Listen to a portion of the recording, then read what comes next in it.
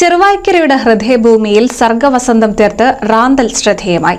റാന്തൽ എന്ന പേരിൽ സംഘടിപ്പിച്ച ചെറുവായ്ക്കര GUP സ്കൂളിന്റെ 100ാം വാർഷികാഘോഷമാണ് ജനകീയ പങ്കാളിത്തം കൊണ്ടും സംഘടനാ മികവ് കൊണ്ടും ശ്രദ്ധേയമായത്.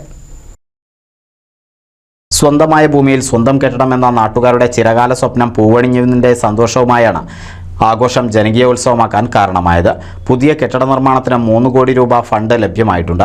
ആഘോഷത്തിന്റെ ഭാഗമായി നടന്ന സാംസ്കാരിക സമ്മേളനത്തിൽ പുതിയ കെട്ടിടത്തിന്റെ ഉദ്ഘാടനം അടുത്ത വാർഷികാഘോഷത്തിൽ നടത്താൻ കഴിയുമെന്ന ഭരണസമിതിയുടെ പ്രഖ്യാപനം നിറകയ്യൊടികളോടെയും ആഹ്ലാദത്തോടെയുമാണ് സദസ്സ് സ്വീകരിച്ചത്.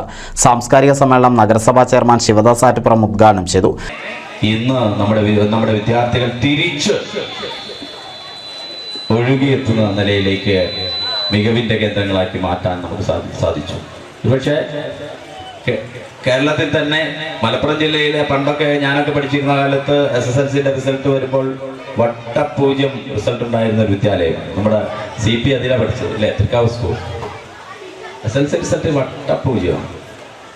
ഇന്നത് പൊന്നാനി താലൂക്കിലെ ഏറ്റവും മികച്ച വിദ്യാലയം. അത് അക്കാഡമിക് റിസൾട്ടുകളിലായിരുന്നാലും കലാ സാംസ്കാരിക പ്രവർത്തനങ്ങളിലായിരുന്നാലും പാഠ്യേതര വിഷയങ്ങളിൽ ഏറ്റവും മികച്ച പ്രകടനം നടത്തുന്ന വിദ്യാർത്ഥികളെ ഒരുക്കുന്നതിന് സന്നദ്ധമാക്കുന്നതിന് നമുക്ക് സാധ്യമായി എന്നുള്ളത് വിദ്യാഭ്യാസ പ്രവർത്തനത്തിൽ തദ്ദേശ സ്വയംഭരണ സ്ഥാപനം സർക്കാരിന്റെ നിർദ്ദേശങ്ങൾക്കനുസരിച്ച് പരിപാടികൾക്കനുസരിച്ച് ചടങ്ങിൽ വാർഷികാഘോഷ സംഘാടക സമിതി ചെയർമാൻ രജീഷ് ഉപ്പാല അധ്യക്ഷത വഹിച്ചു.